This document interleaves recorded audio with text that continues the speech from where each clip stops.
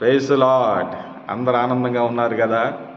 నీవే పరిస్థితుల్లో ఉన్నప్పటికి కూడా దేవుని వాక్యం తెలియజేస్తుందంటే ఫిలిప్పీలకు రాసిన పత్రిక 4వ అధ్యాయము 4వ వచనం 7వ వచనం వరకు ఈ రకంగా రాసి ఉన్నది.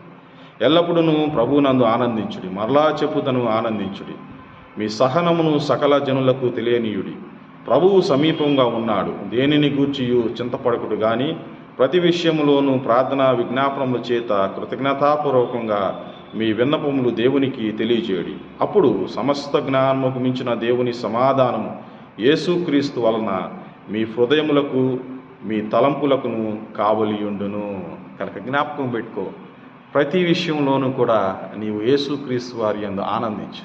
నీకున్న అవసరతలు ఏ ఉన్నాయో కృతజ్ఞతాపూర్వకంగా ఆయనకి విన్నపము చేయి. అప్పుడు ఆయన సమస్త జ్ఞానముకు మించిన దేవుని సమాధానాన్ని నీ యొక్క తలంపులకి నీ హృదయాలకి కావలిగా ఉంచుతాడు. దేవుడు నిన్ను దీవించి ఆశీర్వదించును.